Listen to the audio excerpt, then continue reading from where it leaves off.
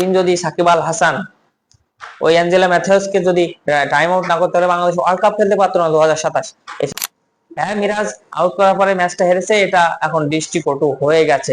কিন্তু মিরাজ যদি আজকে এই রান আউট করার পরে ম্যাচটা জিতে যেত, তাহলে কিন্তু সবার বাহবা হতো, কারণ ওই রান আউটটা একটা ক্রুশাল মোমেন্ট হয়ে দাঁড়াতো। মেহেদী হাসান মিরাজ কি কাজটা ঠিক করেছে রান আউট করে? ক্রিকেটের দিক থেকে কি বলছে? মেহেদী হাসান মিরাজ যে রান আউটটা করেছে ক্রিকেটের আইন অনুযায়ী একেবারেই ঠিক কাজ করেছে। তাহলে কেন এত আলোচনা সমালোচনা হচ্ছে? কেন এটা নিয়ে এত বেশি ক্ষোভ ঝাড়ছে পাকিস্তানি সাবেক খেলোয়াড়রা কিংবা পাকিস্তানের ওই খেলোয়াড় আগা সালমান? কারণ এটা হচ্ছে খেলা, এখানে জয় পরাজয় আছে, এই জন্যই কিন্তু সে রাগ করছে। আগা সালমান রাগ করছে কারণ সে 64 রানে তখন ক্রিজে ছিল, আউট হয়ে যাওয়ায় তার কেরিয়ারে কিংবা তার একটা সেঞ্চুরি মিস হয়েছে, তিনি এমনটা মনে করে রাগ করছে। অপরদিকে মেহেদী হাসান মিরাজ যে আউট করেছে, কারণ সে ভাবছে যে এখানে 3 উইকেটে রেজওয়ান ও আগা সালমানের মধ্যে একটা বড় পার্টনারশিপ হয়েছে, এই পার্টনারশিপটি যদি আমি ভাঙতে পারি তাহলে আমার দল কিছুটা রান কম হবে এবং আমরা লক্ষ্য চেস করতে আমাদের জন্য সহজ হবে। এটা ভেবে সে দলের কথা ভেবে কিন্তু রান আউটটা করেছে। তাহলে মিরাজ তার ক্যাপ্টেন্সি দায়িত্ব এজ একজন খেলোয়াড় টিমের, সে ঠিক কাজটাই করেছে। কারণ একটি ব্রেক থ্রুর কারণে কিন্তু দেখেন লাস্টে রান অনেকটাই চেপে গিয়েছিল। যদিও বাংলাদেশ ম্যাচটা হেরেছে, যদি বাংলাদেশ ম্যাচ জিততো, আমি বলে দিচ্ছি, যদি বাংলাদেশ ম্যাচটা 114 রানে অল আউট না হয়ে জিতে যেত, তখন সবাই কিন্তু মিরাজকে বাহবা দিত।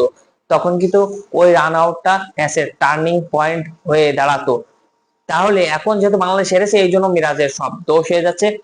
তাহলে এক একজন এক এক মন্তব্য করছে। পাকিস্তানের একজন খেলোয়াড় মোহাম্মদ হাফিজ, কামরান আকমাল, এনারা বলছেন যে এটা পাড়ার ক্রিকেটের মতো হয়ে গেল।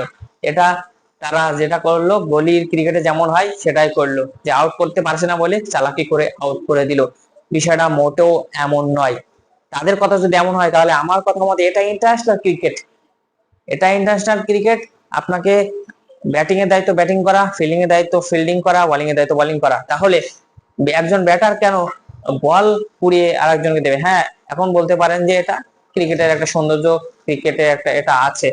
তবে এখানে মিরাজ মনে করেছে তার এখানে আর আউট করা উচিত, সে আউট করেছে। ক্রিকেটের আইনতে এটা আউট হয়, এই জন্য তো সে আউট হয়েছে। হ্যাঁ, মিরাজ আউট করার পরে ম্যাচটা হেরেছে, এটা এখন দৃষ্টিকটু হয়ে গেছে।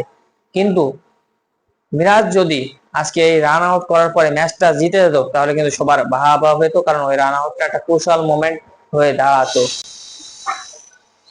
এখন ম্যাচ শেষে লিটন দাসও বলেছে যে মিরাজ ঠিক কাজই করেছে, কারণ মাঠে দেখা যায় লিটন দাসের সাথে বাকবিতণ্ডা হয়। এখন লিটন দাসকে নিয়েও সমালোচনা হচ্ছে, কারণ আমাদের যেটা কাজ প্রতিটা জায়গায় ধর্মের একটা বিষয় টেনে আনি, আসলে এটা বিষয় না। সেখানে সে একজন খেলোয়াড় তার নিজের দলের খেলোয়াড়কে অপমান করে কথা বলছে, সে অবশ্যই প্রতিবাদ জানাবে।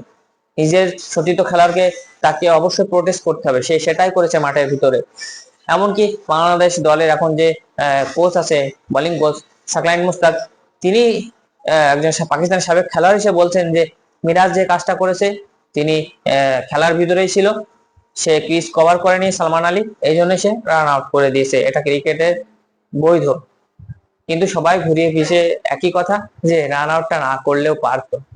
আরে ভাই, যদি ইন্টারন্যাশনাল খেলা একটি পয়েন্টের কারণে বাংলাদেশ ওয়ার্ল্ড কাপ না খেলতে পারে, তখন তো ঠিকই বাংলাদেশকে গালাগালি করবেন সবাই।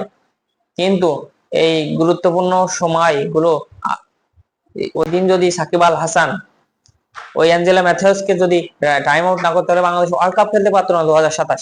এসব কথা কেউই চিন্তা করে না। মিরাজও ঠিকই দলের জন্য চিন্তা করেছিল, দলের একটি পয়েন্ট আইসিসি র্যাঙ্কিং এ বাংলাদেশ অবস্থান উন্নতি করবে, সেই কথা ভেবে কিন্তু আউট করেছে। হেরে গেছে, এই জন্য যত সমালোচনা যত দোষ মিরাজের, যে সেখানেও তাকে আউট করলো।